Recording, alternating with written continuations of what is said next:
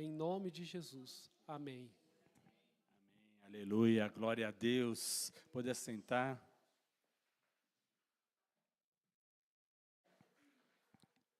Bom estarmos aqui, louvando ao Senhor, a sua palavra. Cada vez que nós lemos a sua palavra, seu ensino, nós somos renovados, revigorados e aprendemos mais e mais da palavra do Senhor. Queria ler em Lucas capítulo 15, com os irmãos. A palavra de hoje é sobre sorte ou talento. Qual é a garantia do sucesso? Sorte ou talento? Várias vezes a gente vê essa pergunta e essa situação acontecendo nos nossos dias, né? Quando eu era jovem, já tinha a profissão, muitos perguntavam, mas que profissão você vai ter, tal. Aí, de repente, chegava esse assunto, você precisa de sorte ou de talento? Aí muitos falavam assim, não adianta você ir para a faculdade, não adianta você estudar, então você tem que ter sorte na vida, né? E outro falava assim, não, você precisa ter o talento, você nasceu com esse dom, você precisa descobrir qual é o seu dom para você ter sucesso na vida, qual o talento que você tem, tal, porque em algum momento esse talento ele vai levá-lo você ao sucesso. Então, em vários momentos da nossa vida, a gente vê essa discussão, sorte ou talento, o que é a garantia do sucesso, né? E aí também vem a questão que cada um considera sucesso, né? Então, mas vamos estudar na palavra de Deus, que a palavra de Deus diz sobre esse assunto. Nós vamos ler sobre a parábola do filho pródigo. Lucas 15, verso 11 diz, continuou, certo homem tinha 2 filhos. O mais moço deles disse ao pai, pai, dá-me parte dos bens que me cabe. E ele lhes repartiu os haveres. Passados não muitos dias, o filho mais moço, juntando tudo o que era seu, partiu para uma terra distante, e lá dissipou todos os seus bens, vivendo dissolutamente. Depois de ter consumido tudo, sobreveio àquele país uma grande fome, e ele começou a passar necessidade. Então foi e se agregou a um dos cidadãos daquela terra, e esse mandou para os seus campos aguardar porcos.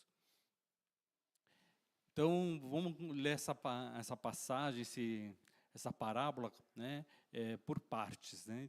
Então, vamos analisar essa primeira parte e pensar, sorte ou azar? O que ele teve? Ele teve sorte na vida porque ele nasceu de um pai rico. Então estava garantido sucesso para ele. Ele já tinha nascido numa família rica, né? Qual maior sorte você pode desejar, né? Pensando no mundo? Você já nasceu numa família rica, já nasceu milionário, né? Mas o que um dos homens fez, né? Um dos filhos fez, o filho mais novo. Ele disse ao pai, dá-me a parte dos meus bens que me cabem. Então, dentro da lei judaica, o filho mais velho, ele tem direito a 2/3, né? Se for para 2 filhos, ele tem a primogenitura dá uma parte a mais. Então, seriam 3 partes, dividido para 2, e o primogênito fica com 2 partes. Então, o mais novo pediu a sua parte, então ele pediu o 1/3 que ele teria direito quando o pai fosse dividir a herança. Então, a primeira coisa que ele fez, então ele pediu, e provavelmente não era período para que ele recebesse a sua herança, ou que fosse uma decisão do pai de repartir a herança. Então, ele já teve aqui um comportamento diferente do que era esperado. Ele antecipou a sua herança. E aí vem, né? E isso é sorte, né, ou talento? Ele teve uma iniciativa. Olha só, ele teve uma iniciativa de fazer conforme a sua própria capacidade, mas com todos os bens. Né?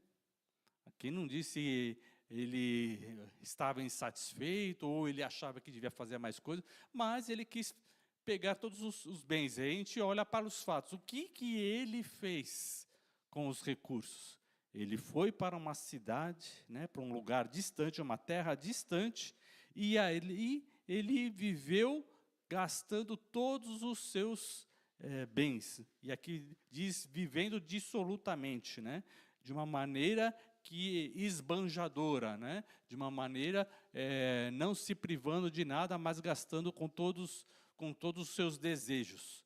Né, viver de uma maneira dissoluta, ou seja, direcionada a atender os seus desejos. E aí o que aconteceu lá? Gastou tudo. Mas aí acontece, depois de ter consumido tudo, veio uma grande fome. Aí que azar ele teve, né?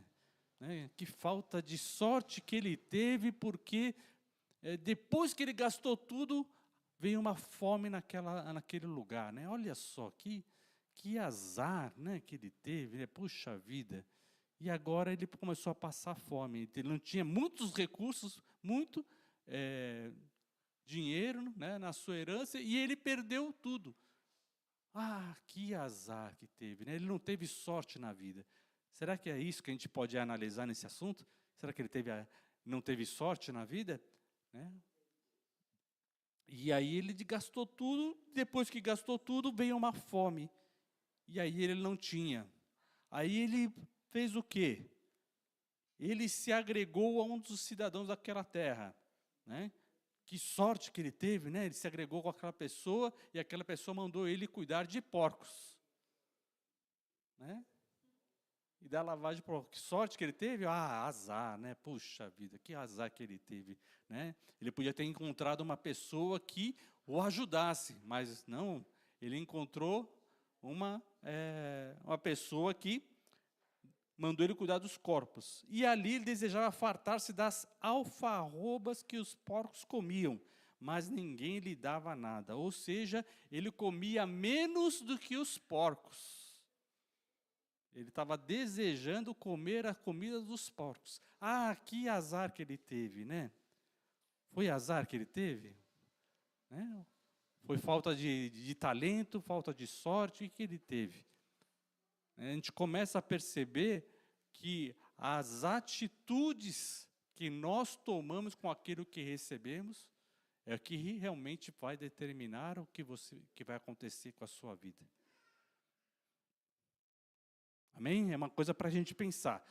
Vamos parar nessa partinha do texto. Vamos para Eclesiastes, capítulo 9, que é a palavra de Salomão.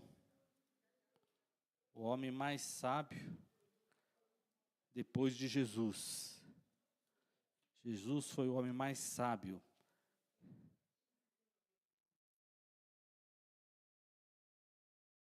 O segundo homem mais sábio foi Salomão. Eclesiastes, capítulo 9. Deveras me apliquei a todas essas coisas para claramente entender tudo isso, que os justos, os sábios e os seus feitos estão nas mãos de Deus. Se é amor ou se é ódio, o que está à sua espera não o sabe o homem. Tudo lhe está oculto no futuro. Ou seja, ninguém sabe o que vai acontecer no futuro. O homem não sabe o que vai acontecer no futuro. Né? Das coisas que lhe vão suceder. Nem os justos, nem os sábios, nem o rico, nem o pobre, ninguém sabe o que vai acontecer no futuro. Tudo sucede igualmente a todos. O mesmo sucede ao justo e ao perverso, ao bom, ao puro e ao impuro, tanto ao que sacrifica como que não sacrifica, ao bom como ao pecador, ao que jura como o que teme o juramento. Este é o mal que há em tudo o que se faz debaixo do sol. A todos sucede o mesmo. Também o coração dos homens está cheio de maldade, e nele há desvarios enquanto vivem, depois rumo aos mortos. Para aquele que está entre os vivos há esperança, porque vale mais um cão vivo do que um leão morto. Porque os vivos sabem que vão morrer, mas os mortos não sabem coisa alguma, nem tampouco terão eles recompensa, porque a sua memória jaz no esquecimento. Então, aqui há algumas coisas que fala a palavra, para a gente entender que Deus trata todas as pessoas da mesma maneira. Deus não faz acepção de pessoas. Então, quando nós vemos uma situação, ela vai acontecer com todos. Quando veio fome na terra daquele do filho que tinha ido, o filho pródigo que foi para aquela terra distante, a fome aconteceu para qual pessoa? Só para ele? Não, a fome foi para aquela terra, aquela região. Então, todos que estavam naquela região passaram pela mesma coisa. Né? Então, quando vem uma tempestade e chove, chove só na cabeça de uma pessoa? Não. Chove numa região toda, certo? Né? Então, por quê? Porque as coisas acontecem, né, de maneira em grupo, em regiões. Né? Então, você sabe que tem regiões que são mais secas, você sabe que tem regiões que chovem mais. Né? A gente tem capacidade de saber isso? Né? Quais são as regiões que vai chover e quais regiões não vai chover? Pela história, você sabe. Né? Que tem uma frequência maior. Por exemplo, na Amazônia chove mais do que no Nordeste? Sim? Todos os anos? Sim, todos os anos. Pode ter uma seca, né, na Amazônia? Pode. Pode ter um período, um ano que chove muito mais no Nordeste? Pode. Mas, de maneira geral, onde chove mais? Né, juntando 10 anos. Juntando 10 anos, chove mais aonde? Chove mais na Amazônia. Né? Então, há uma questão de que as coisas elas acontecem de maneira diferente, mas você tem maneira de perceber onde por exemplo, uma nascente de água. Você sabe onde é um rio que é constante o ano todo e um rio que ele só vem na época de chuva. Ah, quando tem chuva forte, aí esse rio aparece, mas quando, né, passou a época de chuva, não existe mais o rio. Tem situações assim. Isso só para mostrar que há coisas que você consegue perceber, né, pelos fatos, e há coisas que a gente não consegue perceber do futuro. Né? Então, Deus, Ele faz as coisas de maneira que todos vão passar, todos de uma determinada região vão passar na mesma situação. Né? Porque Deus, Ele faz o quê? Que o sol, ele nasça para todos os habitantes da terra. Amém? Né? Todos que moram na terra, o sol nasce. Né? Tem regiões da terra que tem mais horas de sol, tem regiões da terra que tem menos horas de sol. Vocês sabiam disso? Né? Depende da região da terra. Tem locais que tem o sol da meia-noite, que diz o quê? Que é um período, né, uns 10 dias por ano, onde a meia-noite, né, onde seria a noite, tem o sol. O sol ele não se põe, né, ele não fica escondido, né, ele fica sempre aparente. Então, o dia que são 10 dias por ano que ele fica o sol da meia-noite. Né, então, o dia todo tem sol. Né, e são coisas que acontecem no nosso planeta. Amém? Né? Então, você conhecendo como Deus faz as coisas, vai permitir você também saber o que vai acontecer. Por quê? Porque Deus determinou várias coisas, né? A natureza, o ciclo da água, da chuva, são várias coisas que nós conhecemos. E assim, as coisas acontecem, né, não de uma maneira isolada para uma pessoa, né? Agora, qual é o comportamento de cada um? Aqui continua em Eclesiastes dizendo: porque os vivos sabem que hão de morrer, mas os mortos não sabem de coisa alguma. Ou seja, não adianta consultar os mortos para saber o futuro. O homem, aquele que está vivo, não sabe do futuro. E os mortos vão saber? Né? Os mortos já não sabem nem do passado, né? O saber do futuro, né? Eles começam... e assim, não há por que consultar ou procurar os mortos a respeito do futuro. E aí você vai vendo mais algumas coisas que no livro vai dizendo. No verso 6, amor, ódio, inveja, para eles já pereceram, para sempre, e eles não têm parte em coisa alguma do que se faz debaixo do sol. Ou seja, os mortos não têm condição de nem saber o que está acontecendo no dia de hoje, né? Então, nem vai poder saber o que está acontecendo agora, né? Então, não adianta ou procurar os mortos para nada, né? Para saber se vai mudar a sua sorte, o teu futuro ou talento. Os mortos não podem te ajudar em absolutamente nada. É isso que nós vemos pela palavra de Deus.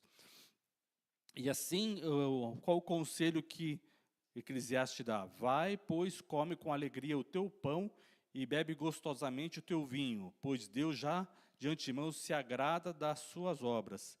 Em todo tempo sejam alvas as tuas vestes, e jamais falte o óleo sobre a tua cabeça. Esse conselho, ele começa a mostrar aquilo que cada um deve fazer com o tempo de vida que tem, né? Então, em todo tempo sejam alvas as tuas vestes. Depende se a pessoa é rica, se a pessoa é pobre? Não depende da condição financeira, né? E não falte óleo sobre a sua cabeça. Que óleo que é esse? A unção de Deus sobre a sua vida. Então, essa é outra coisa que não depende de sorte, não depende de talento, não depende daquilo que você pode alcançar, mas depende de buscar a Deus, né? Então, esse conselho do homem que foi mais rico neste mundo, que foi Salomão, ele diz, olha, em todo o tempo sejam alvas as suas vestes e jamais falte o óleo sobre a sua cabeça. Goza a vida com a mulher que amas todos os dias da sua vida fugaz, as quais Deus deu debaixo do sol, porque essa é a tua porção pela vida, pelo trabalho com que te fadigaste debaixo do sol. Tudo quanto te vier a mão para fazer, faze conforme as tuas forças, porque no além, para onde tu vais, não há obra, nem projetos, nem conhecimento, nem sabedoria alguma. Então, aqui ele diz de uma maneira geral para todos os seres humanos, né? Que nós devemos o quê? Trabalhar, produzir com os recursos que nós temos, né? Esse é o conselho de maneira geral, né? Para quê? Para que nós entendamos aquilo que Deus faz para toda a humanidade, né? Porque Deus, Ele não é só Deus dos que creem nele. Deus é Deus de toda a terra. Amém? Ele estabelece a sua palavra para todos os seres humanos. Deus criou a humanidade, Deus criou o homem e a mulher, e aí, a partir de Adão e Eva, nós temos a descendência dos homens, né? Nós vemos aquilo que Deus fez, amém? Então, nós passamos agora a entender o plano de Deus sobre as nossas vidas.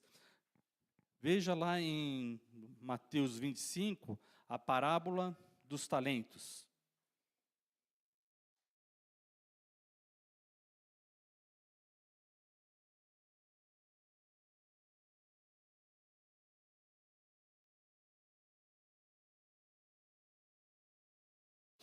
Eu não vou ler a parábola inteira, porque ainda quero ler vários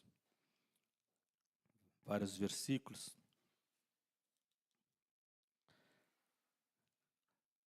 25, verso 14, diz assim: Pois será como um homem, ausentando-se do país, chamou seus servos e lhes confiou seus bens. A um deu 5 talentos, a outro 2 e a outro 1. A cada um segundo a sua própria capacidade. E então partiu.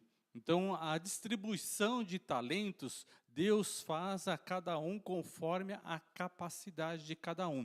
E aí, sobre cada talento, a gente percebe o quê? Que Deus analisa o quê? Né? Veja como Deus analisa. Verso 21. Disse o Senhor, muito bem, servo bom e fiel. Fiel foste no pouco, sobre o muito te colocarei. Entra no gozo do teu Senhor. Então Deus, para aquele que deu 5, Ele não falou, olha, foste fiel no muito. Não, é pouco. Tudo aquilo que Deus está nos dando, né, Ele dá a quantidade que você pode produzir. E nós temos que ser fiel no pouco. Né? Ou seja, por que a gente fala fiel no pouco? Porque o ser humano normalmente ele diz que ele tem muito ou ele diz que tem pouco.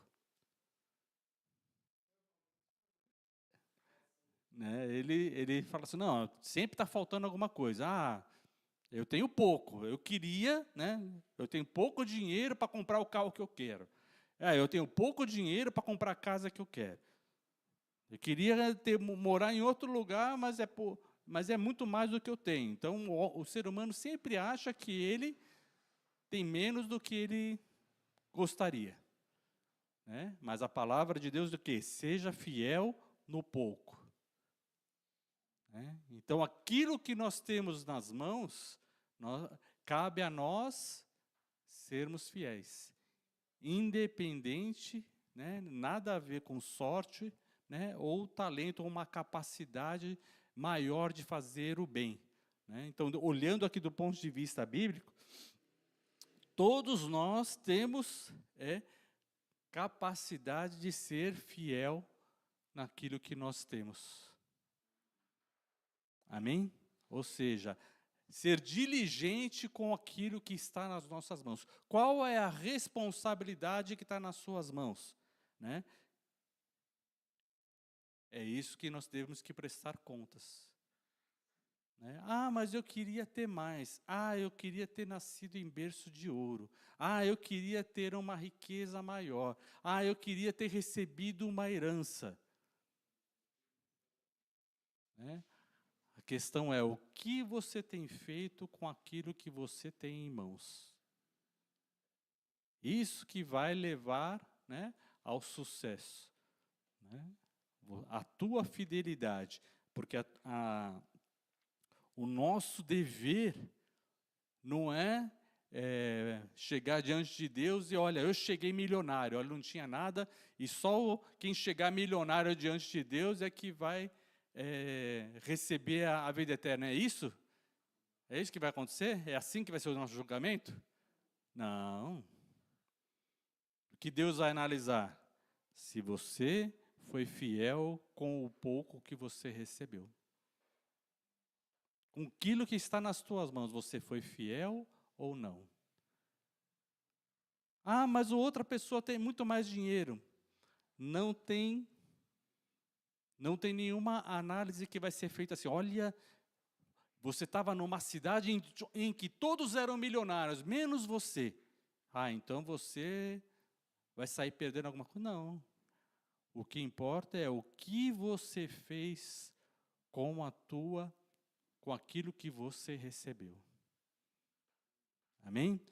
Por isso que Deus deu o mandamento de não cobiçarás, não cobiçará a casa do teu próximo, o animal do teu próximo, o terreno do teu próximo, a árvore do teu próximo, a mulher do teu próximo, nada do teu próximo. Né? Por quê? Porque importa aquilo que está nas suas mãos.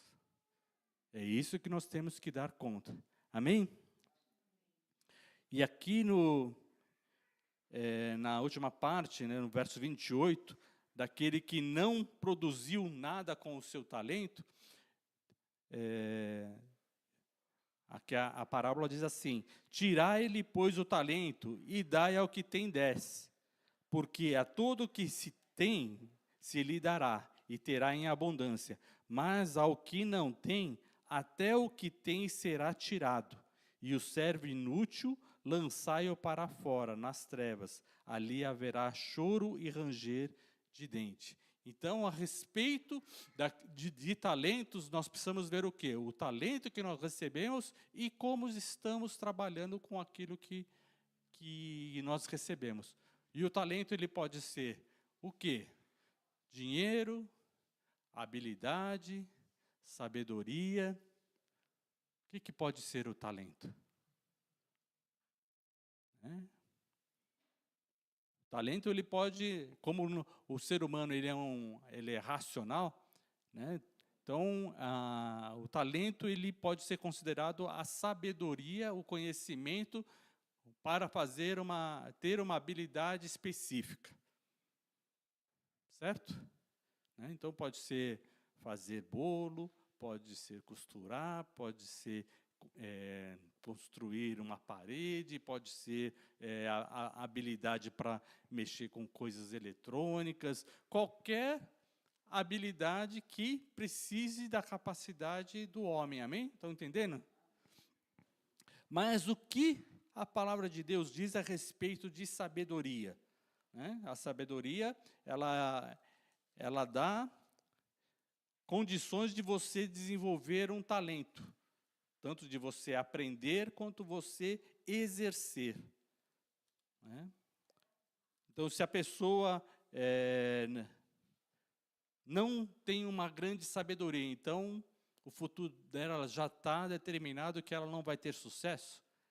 É isso que diz a palavra de Deus? Veja lá em Tiago 1,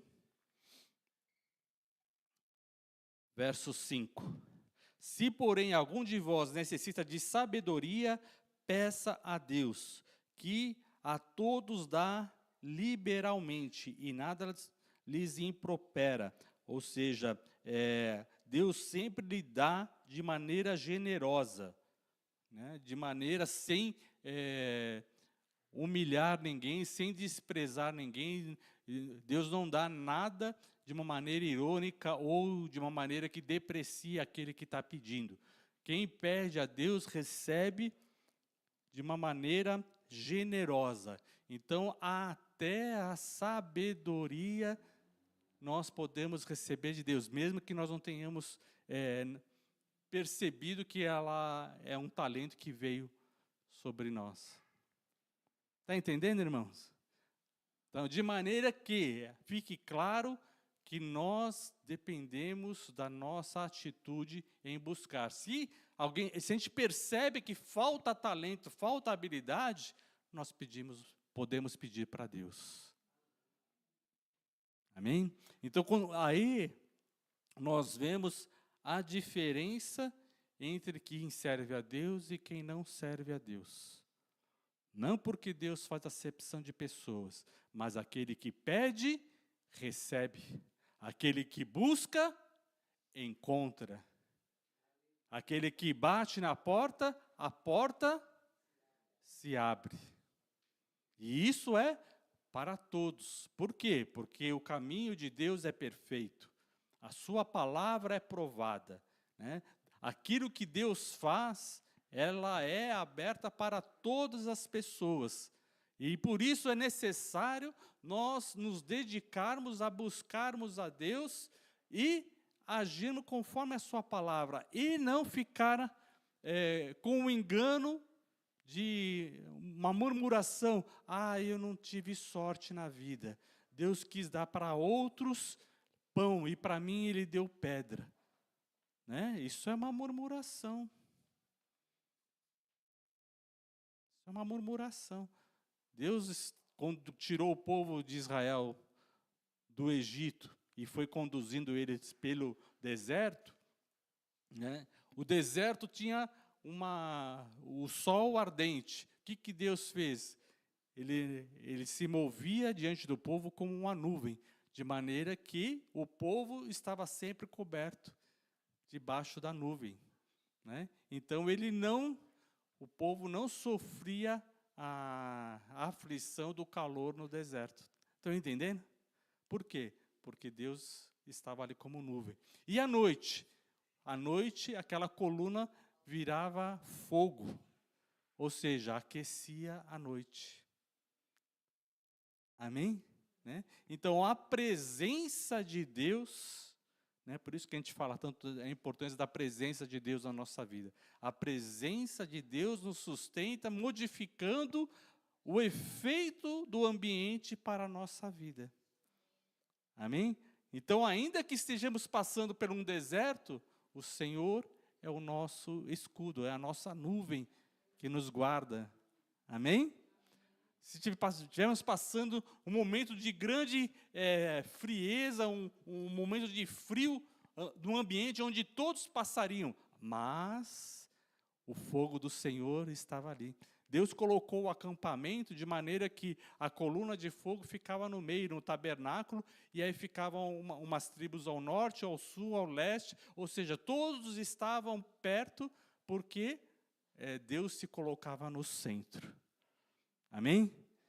Então, quando nós colocamos Deus no centro da nossa vida, todas as áreas elas vão estar sendo atendidas. Amém? Né? A importância de você entender isso e saber que Deus abençoa. Então, há uma mudança que pode acontecer na nossa vida, mesmo com as dificuldades que nós podemos estar enfrentando. Veja o Salmo 126, que ele diz: quando o Senhor restaurou a sorte de Sião, ficamos como quem sonha. Então a nossa boca se encheu de riso e a nossa língua de júbilo. Então entre as nações se dizia: grandes coisas o Senhor tem feito por eles. Com efeito, grandes coisas fez o Senhor por nós. Por isso estamos alegres. Restaura, Senhor, a nossa sorte, como torrentes do Neguebe, como os que com lágrimas semeiam, com júbilo ceifarão. Quem sai andando e chorando enquanto semeia, voltará com júbilo, trazendo os seus feixes. Aleluia. Aplauda o Senhor, glorifique o nome do Senhor. Aleluia.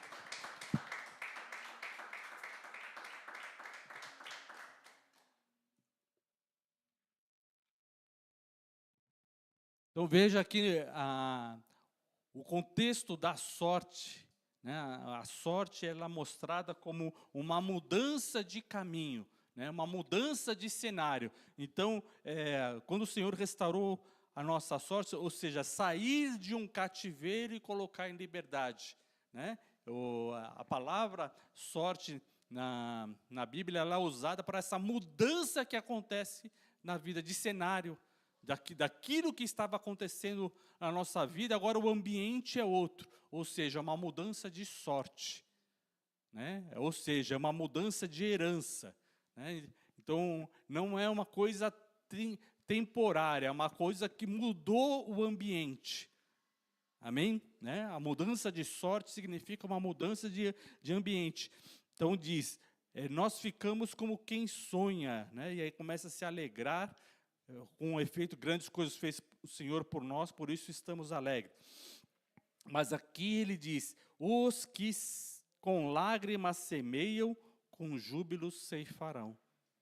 Né? Então, significa o quê? Que mesmo na dificuldade, continua semeando. Ou seja, é o desempenho, é o trabalho.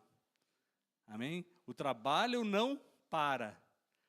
E aí há o momento em que Deus vai restaurar a sorte.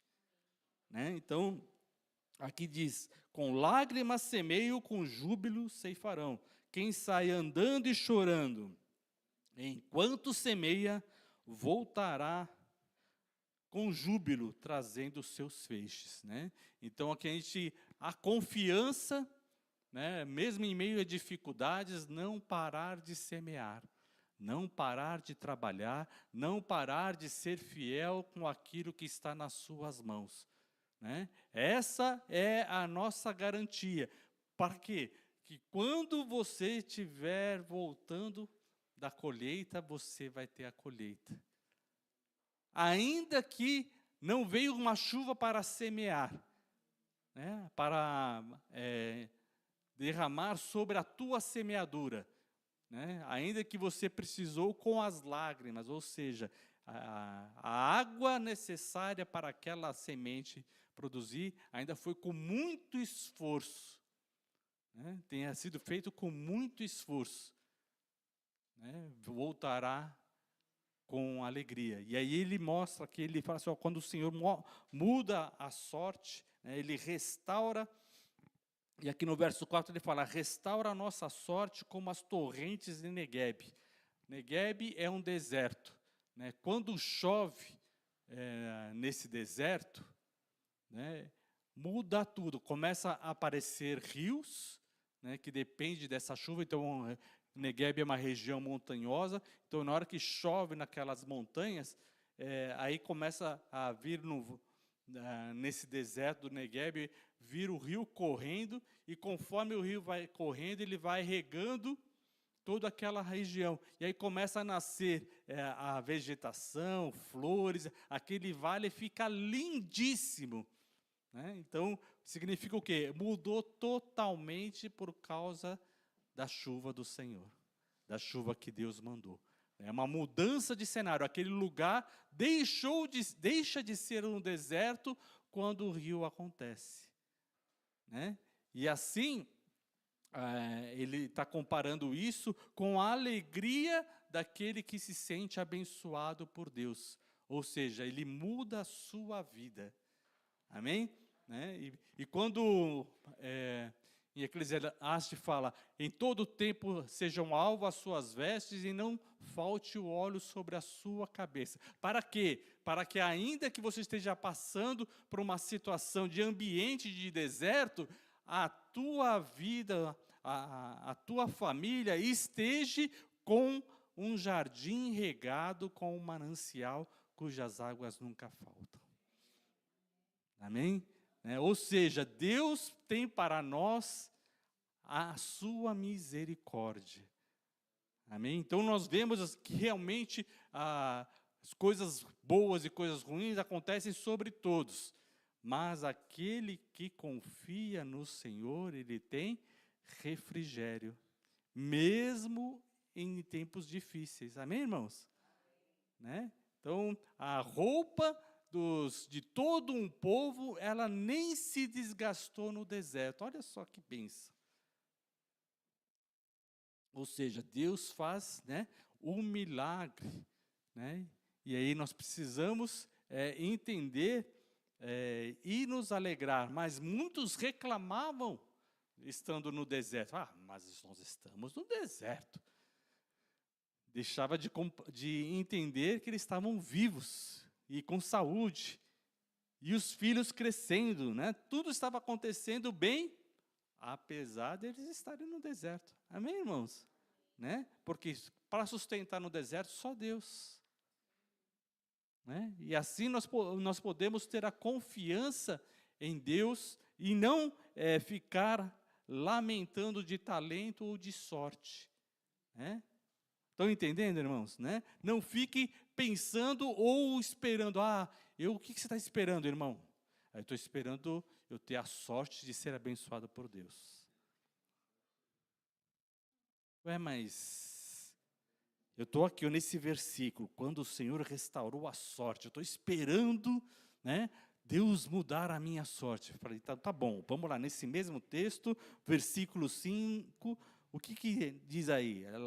Semeando mesmo com lágrimas. Ah, não, estou esperando eu ter sorte para semear.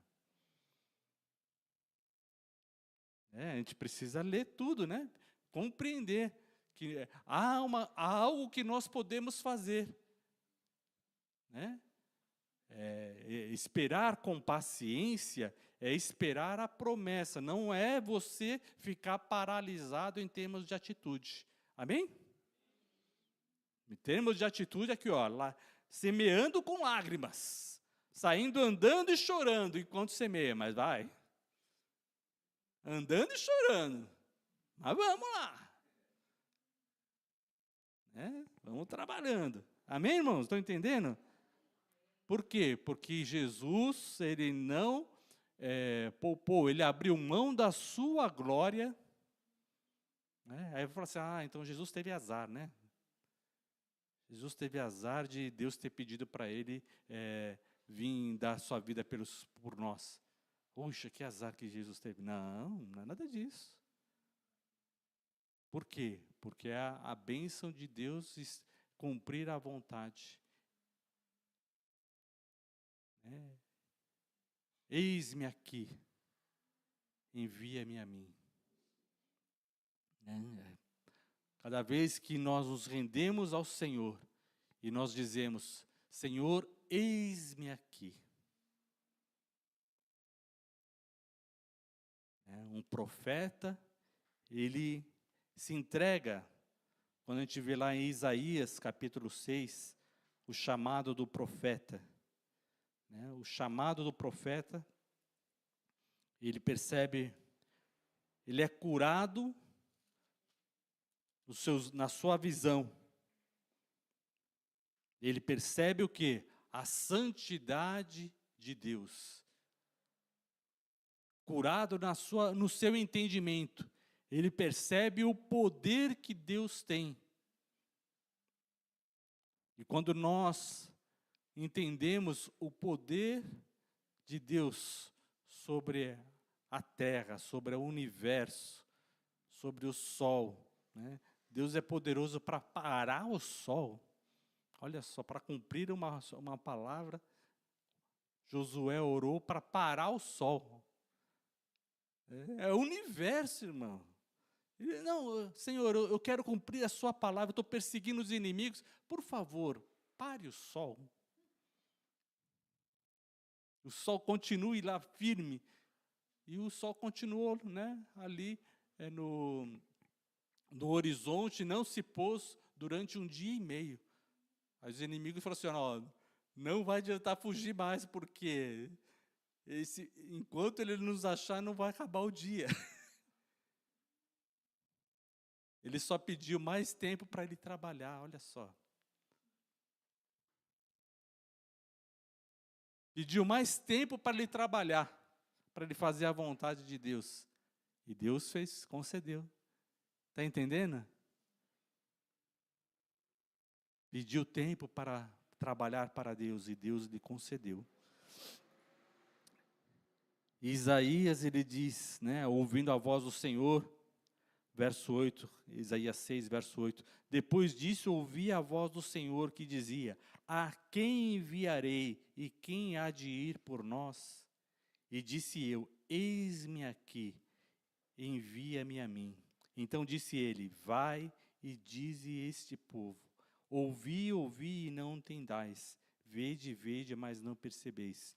Torna insensível o coração deste povo, endurece os ouvidos e fecha os ouvidos, para que não venha ver com os olhos e ouvir com os ouvidos, e entender de coração e se converta e seja salvo. Então disse, até quando, Senhor? Até que sejam feitas desoladas as cidades e fiquem sem habitantes, e as casas fiquem sem moradores, e a terra seja todo assolada, e o Senhor afaste dela os homens, e no meio da terra seja grande o desamparo, mas se ainda ficar a 10ª parte, tornará a ser destruída. Como o terebinto e como o carvalho, dos quais, depois de derribada, fica o toco. Assim a santa semente é o seu toco. E essa palavra que ele tinha que levar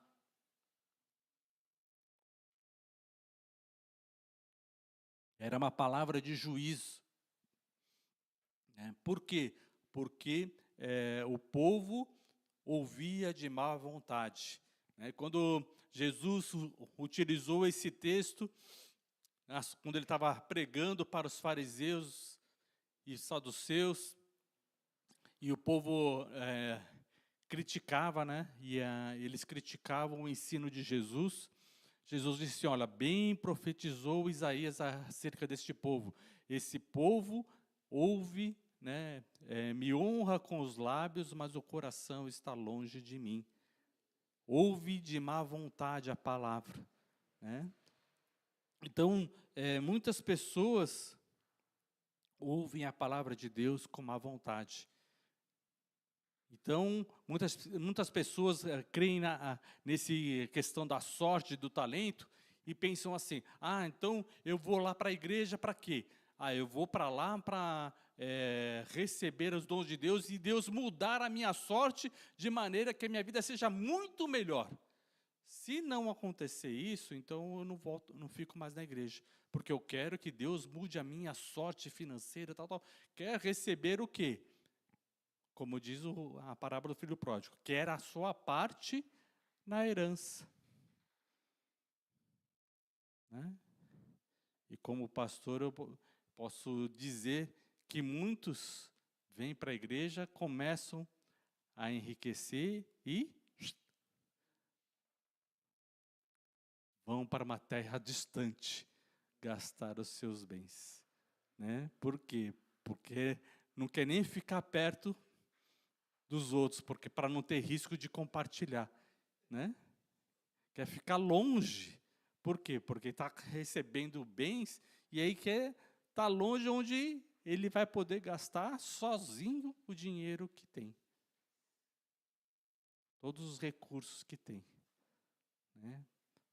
E quando a pessoa tem bastante necessidade, né, ela procura ficar mais perto. Né? Os pais sabem disso, os avós sabem disso. Quando, né, a situação fica mais difícil, o que acontece? Os filhos começam a ficar perto, né?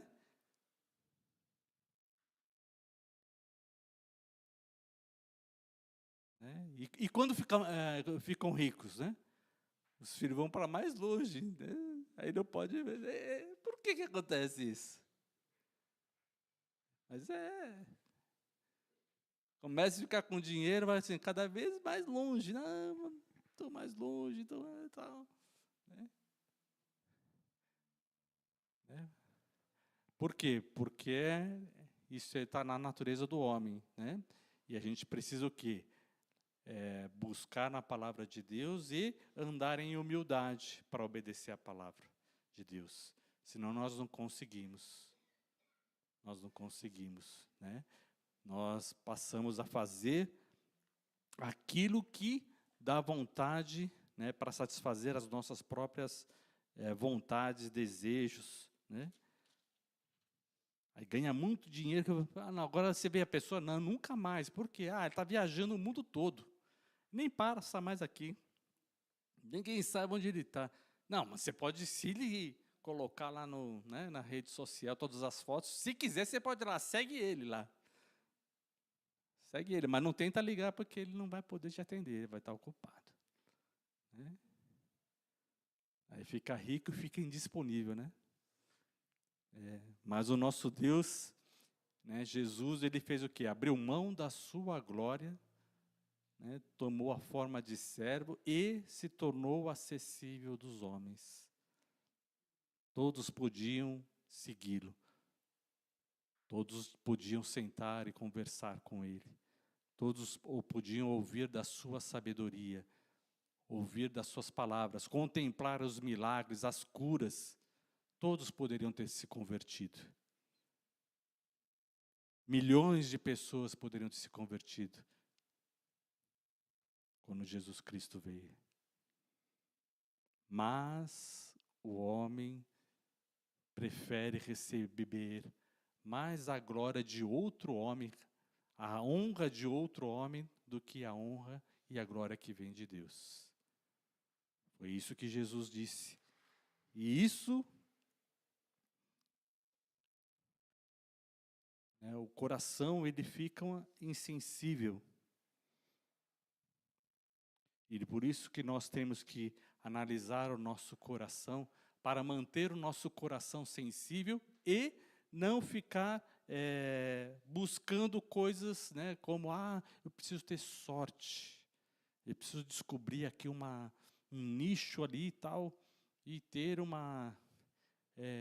enriquecimento assim, de uma coisa que vai dar certo, que vai tal, né, ficar com o coração mais voltado ao sucesso, pode não ser o enriquecimento, mas ao sucesso, né? Hoje há ferramentas, né, de rede social, ela se propaga por quê? Porque muitas pessoas conseguem perceber um sucesso, uma honra, uma notoriedade, né, ser admirado e ter seguidores, né? Ter seguidores é uma coisa assim, para eles é ser uma coisa uau, né? Eu tenho milhares de seguidores, milhões de seguidores me ouvem quando eu digo bom dia, né? Uau! Eu mostro aqui como eu tomei meu café da manhã. Milhões de pessoas visualizam e curtem. Então, né? É muito importante, né? E essa maneira, né, e a tentação que o homem tem, né, de ele receber glória, ele receber honra, ele ser valorizado, ele ser engrandecido, né? Ao invés de a gente engrandecer a Deus, que tem todo o poder pertence a Deus. Amém? E quando a gente percebe isso, há uma mudança grande. A gente vê Salmo 16, né, Davi falando sobre isso. Já preciso encerrar. Salmo 16 diz: guarda-me, ó Deus, porque em ti me refugio. Digo ao Senhor, tu és o meu Senhor, outro bem não possuo senão a ti somente. Olha só como o salmista ele começa a dizer, né, Davi, né, o rei Davi, ele disse, olha, meu bem maior é tu. Qual o grande bem que Davi tinha? Ele dizia assim, eu tenho, meu grande bem é Deus. Outro bem não possuo além de ti. Quanto aos santos que há na terra, são eles os notáveis, nos quais eu tenho todo o meu prazer. Olha só a situação de quem considera Deus maior. Ele considera, né, a alegria de estar junto de outros santos. E não estar sozinho, está vendo? Ele entende assim, olha, quanto aos santos que é na terra, são os notáveis, nos quais eu tenho todo o meu prazer. Muitas serão as penas dos que trocam o Senhor por outros deuses. Muitas serão as penas dos que trocam o Senhor por outros deuses. Nós vemos que aconteceu com o filho pródigo. Ele trocou a presença de estar junto com o seu pai, com a sua família, com todas as pessoas que estavam juntos, e ele pegou tudo e foi sozinho para um lugar para desfrutar dos bens. E depois ele se perdeu e não tinha nem as bolotas dos porcos para comer. No texto do filho pródigo ele faz o quê? Ele se arrepende e ele diz, olha, se eu fosse empregado do meu pai, que cuidasse dos animais, eu estaria vivendo muito melhor. Ser empregado do meu pai, minha vida seria muito, muito melhor do que essa. Né? A ilusão das riquezas, porque as riquezas acabam. As riquezas desse mundo acabam. elas são finitas. Por várias circunstâncias, né? A gente vê que a moeda pode virar pó, né? Ah, tenho muitas riquezas. Pode virar pó, pode não valer nada. Né? Você vê aí sobre os filmes sobre as ações, né, nos Estados Unidos em 2008, onde teve a quebra da Bolsa de Valores e pessoas que tinham casa, comprou casa, a casa custava 2 milhões de reais. Estava pagando lá a parcela, de repente, a casa valia 200 mil. O cara já tinha pago 600 mil numa casa que valia 200, né? Quebrou todo mundo, foi à falência. Muita gente perdeu tudo, né? Perdeu o dinheiro que virou pó. As ações, lá, ações valiam, eu tenho 10 bilhões de dólares. Aí no dia seguinte tenho uma dívida de 2 bilhões. Né? Virou pó. E ainda estava endividado. Além da riqueza que ele sumiu, né, a dívida dele apareceu. E por quê? Por causa da ilusão. Né? Muitos se fiam na riqueza e, de repente, a riqueza vira numa dívida enorme. Aquela ilusão daquela riqueza virou uma dívida. E aqui diz, muitas serão as penas dos que trocam o Senhor por outros deuses. Não oferecerei as suas libações de sangue. Os meus lábios não pronunciarão o seu nome. Olha só a dedicação de Davi ao Senhor. Ele nem pronunciaria o nome de outros deuses. Nem lhe falaria o nome. E ele diz, o Senhor é a porção da minha herança e o meu cálice. Tu és o arrimo da minha sorte. Olha só, a esperança de mudança, né, da minha sorte, da minha vida, está em Deus. Ou seja, Ele é o arrimo, Ele é o que sustenta a nossa sorte. Né? Então, quando você precisa de uma mudança na sua vida, confia no Senhor. Né? Confia no Senhor, porque Ele é capaz de fazer uma mudança na sua vida. Amém? Para a bênção, para melhor. É porque Ele é a porção da minha herança, o meu cálice, ou seja, Ele prepara bênçãos para você beber. Né? O cálice, ele tem o símbolo da herança do Senhor, da aliança.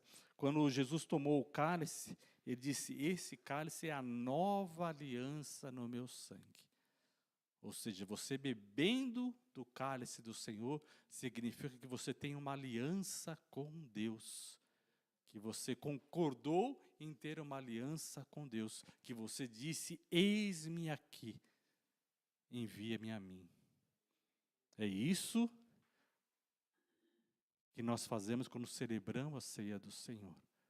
Nós participamos da sua aliança, participamos do seu sangue, ou seja, daquilo que Ele veio fazer. Né? Ou seja, nós estamos dando continuidade à obra de Jesus, porque nós somos participantes da aliança. Por isso nós celebramos a ceia, porque nós fazemos parte. Há muitos cristãos que estão, né, desigrejados. Né? Vi uma pesquisa que saiu essa semana aí, dizendo que 17% dos que se dizem evangélicos estão desigrejados, né? Que se consideram cristãos evangélicos, mas não vão mais à igreja. Aí tem toda a faixa etária, tem bastante jovens, mas tem em todas as faixas etárias. Até acima de 60 anos, tem 8% de desigrejados. Não é só jovens, né? Então, em todas as faixas etárias. Mas, acaba-se, né, os desigrejados acabam sendo enganados, sendo iludidos e não fazendo mais parte do cálice, não tomando mais do cálice. Não se humilhando, né, porque Jesus se humilhou e deu do seu sangue para nós bebermos, sermos participantes do corpo e do sangue do Senhor, né, para fazermos as mesmas obras. Porque a gente não pode considerar o homem mais importante do que Deus. Amém, irmãos? Nem para receber honra e nem para ser desonrados. Ah, mas o homem está desonrando. Ah, o homem está humilhando. Ah, o homem está traindo. Ah, o homem está difamando. Ah, o homem está cuspindo na cara. Se fosse por isso, Jesus teria chegado até a cruz? Se ele ficasse preocupado com o desprezo dos homens? Não. Mas ele deu honra a Deus. Eis-me aqui para fazer a sua vontade. E para todos que estão desigrejados, voltem como o filho pródigo voltou. Com o pensamento de honrar a Deus.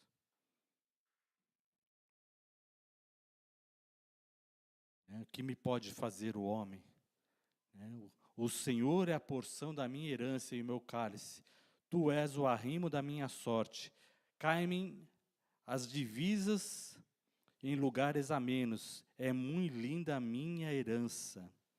Então, isso significa o quê? Que aquilo que Deus deu para você, o lugar onde você tem para morar, as bênçãos que você recebeu, os talentos que você recebeu, você está satisfeito, e dizendo, é muito linda a minha herança.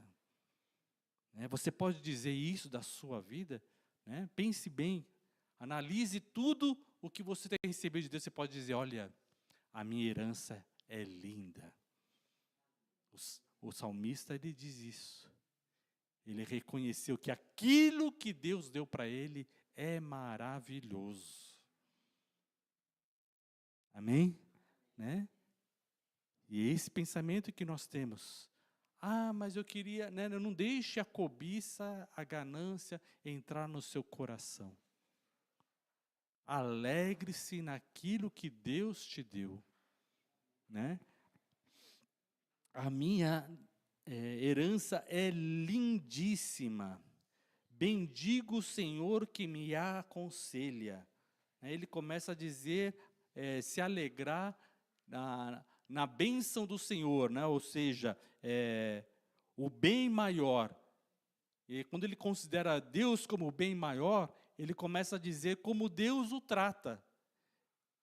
E aqui ele diz, eu bendigo ao Senhor que me aconselha, pois até durante a noite o meu coração me ensina. Aleluia. Aplauda ao Senhor, glorifica o nome do Senhor.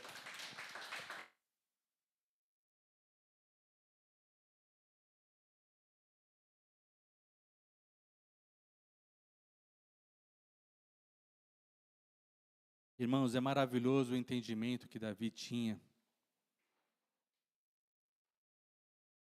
do poder de Deus,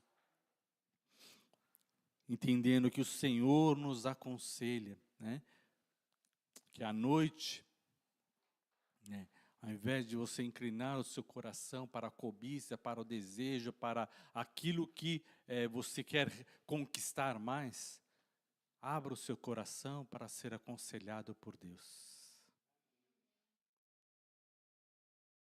Essa é uma bênção, irmão. Abrir o seu coração para, Senhor, me aconselha, me ensina.